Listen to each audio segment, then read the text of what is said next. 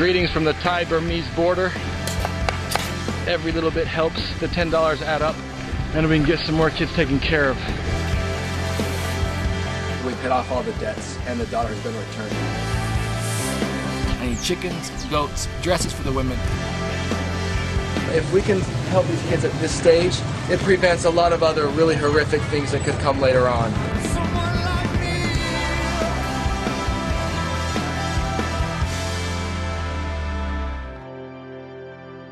My name is Barton Brooks, and I founded Guerrilla Aid. Now, Guerrilla Aid is basically just go somewhere, do something, and help somehow.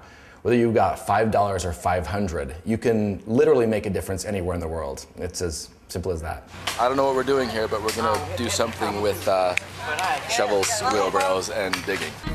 Through the GuerrillaAid.com blog, we try to put a face to the actual issue. You know, rather than speak, there's poverty in Cambodia. We say, this woman, Mai, is a lovely lady that I know there, and I was able to introduce her to the entire Guerrilla Aid community and say, this is Mai, she needs water jars, she needs a garden, she needs this.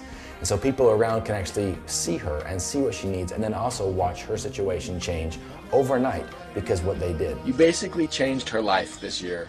So Merry Christmas, thank you so very much from Mai and myself here in Cambodia. And so they know at that time that they have made a difference and that that bit of poverty in Cambodia no longer exists. In my mind, I'm like, it's so simple. Just go somewhere and you can figure it out. If we can get goats for all 4 of these communities, they'll have enough milk, they'll have meat when they need them, and they cost nothing to feed. The process is actually very simple, but you have to rely on people that are there. You have to rely on the locals. If you go with a preconceived notion about what you think someone needs, it never works. I like to find a local, whether it's a taxi driver or an interpreter or whatever, because they can usually direct me much better than I could direct them. This is my guy today. I got it. Within, I would say, 5 to 10 questions, you can find an orphanage, you can find a clinic, you can find a women's shelter, you can find someplace anywhere where you can make a difference.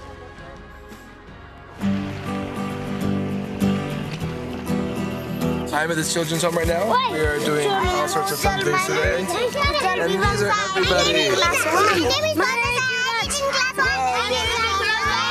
This guy and his wife had 3 kids of their own, and in the process of the past 2 years, they have taken over 40 kids off the streets of Kathmandu.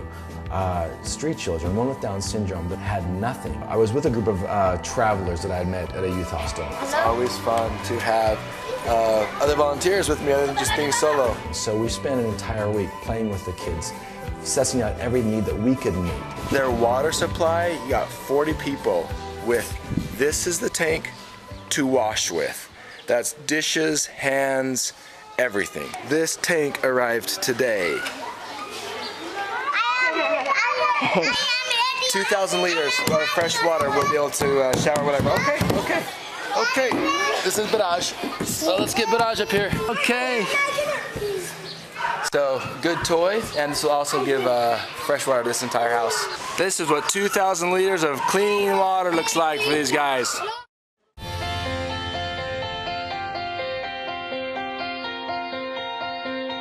My tuk-tuk driver was a man named Dulat. I asked him, I said, how could we help today? And he knew of an amazing government school that was suffering on supplies. So I said, okay, let's go take care of this. So we made it to the school. It's really, really cool. Dulat has just introduced me to the headmaster, Raju, and he's allowed me to come in and work with his classes today. So I sent out my call online to all my base, and I said, you know, here's Dulat. This is a school he wants to go and help. Let's help him make a difference. Now he's going to help me get all the school supplies and things for the kids and things for the teachers. I asked all the school teachers what they needed, and they said all the kids need new notebooks. So I got notebooks for all the kids, and pencils, pens, erasers, and pencil sharpeners. Instead of me passing out all those school supplies and stuff, I thought it would be more fun to have Dulat, my rickshaw driver, because he's the one that brought me to school. He should get the credit and actually enjoy passing everything out to the kids. And so to watch him walk in with all these amazing gifts for these children at school and watch his joy as he experienced volunteering for them, that to me is what Guerrilla Aid's all about. Dulat had, you know, he was no longer my rickshaw driver, he was actually a philanthropist for his community.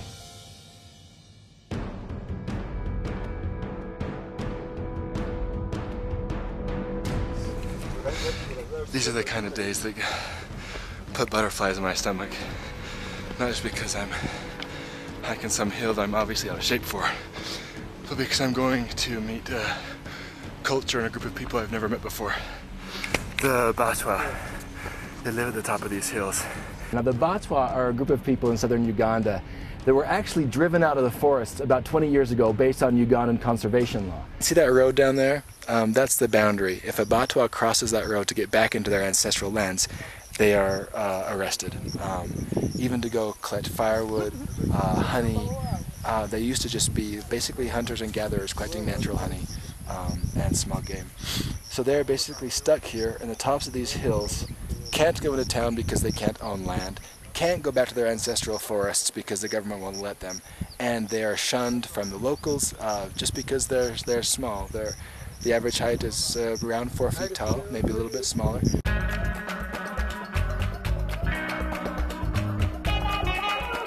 See, this is a hut. There's a man who lives in there who they say is over 100 years old, and he would like to move. So we are going to move him.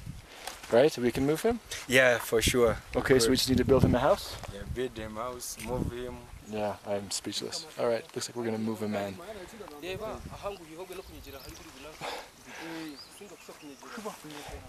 He says, oh!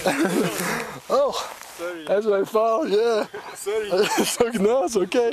Yeah, I get emotional and fall down the hill. But this man says he doesn't want to die in poverty, so yeah. Okay, here we go. And within a week, we had built him a hut, a mud hut in the village, and they were eventually able to move him over there. Among the Batwa children, one of the most important things is protein. Some mothers were saying if each of my children had 1 egg a day, then they would be okay. And so, for me, how simple is that? You buy some chickens. We are working on the chicken pen. You can see that we're mudding it in. Someone just went to go buy chicken wire and tin sheeting, tin roofing. So thank you, Mike, for that. And we should be able to get this close to done today. And within a few weeks, we had chicken coops constructed, full of chickens, all laying eggs. I can't believe this is actually better than I ever even imagined. There are almost 100 chickens in here providing enough protein for this entire community. All these kids are eating well now.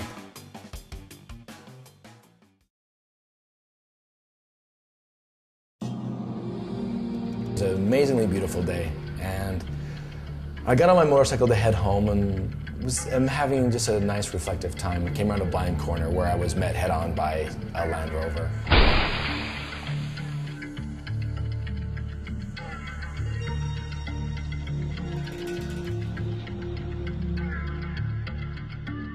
Pretty much shattered this entire half of my body, broken femur, arm, shoulder, skull. I remember being so confused thinking, I'm in the middle of the road in nowhere, Uganda. I'm covered in blood. My leg's broken in half and resting over here, and my arm's broken in half and resting over here, and I can't move. And I've never been more helpless. I've always tried to portray myself as invincible. You go around the world and do whatever you can. And this is the first time in my life that I felt completely helpless. I was at the mercy of God, a neighbor, someone to stop by. Lucky for me, eventually someone stopped and picked me up from underneath my arms and dragged me across the road into the back of a Toyota Corolla.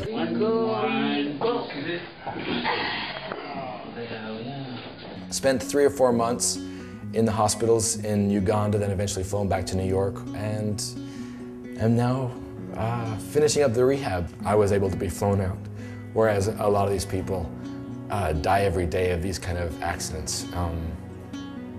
For me, is incredibly humbling, and sorry.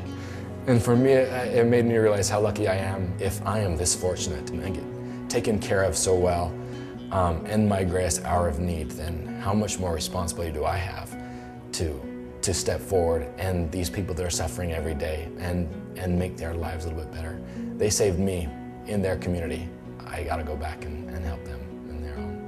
And when I can walk again and all those kind of things, then I will be going back to Uganda to continue on my trek.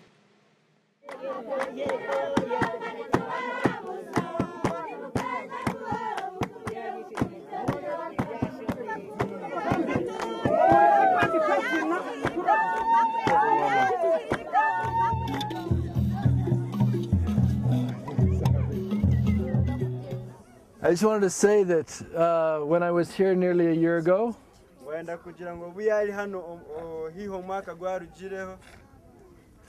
that it was the first time in a very long time that I felt at home.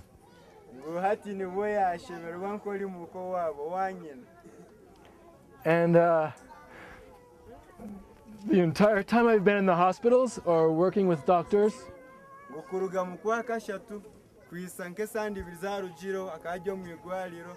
I've been thinking of the Batwa. Thank you. Thank you very much. Have a good lunch.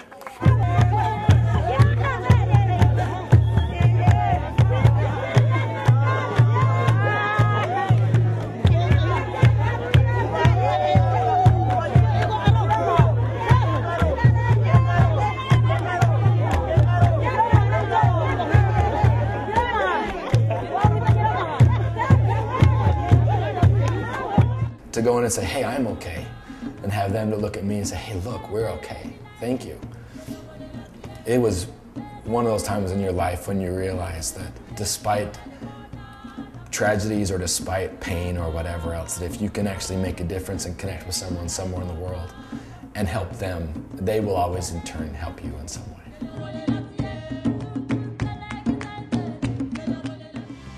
It's also invigorated me more about the benefits of Guerrilla Aid and how you really can make a difference as one person, as 5 people, or as a community that you can create anywhere you are. For me, one of the most beautiful things about Guerrilla Aid is it doesn't have to be on a beach in Thailand, or it doesn't have to be for the starving masses in Ethiopia. It can actually be in your own backyard. And the same principles that we use for Guerrilla Aid internationally can be used domestically as well. If you were to Google your own hometown, whether it's Kansas or Colorado, you can actually find ways to volunteer. That's going to be the goal of Guerrilla Aid, is to actually create a movement of people doing their own thing. A guerrilla army, a global army of people trying to make a difference.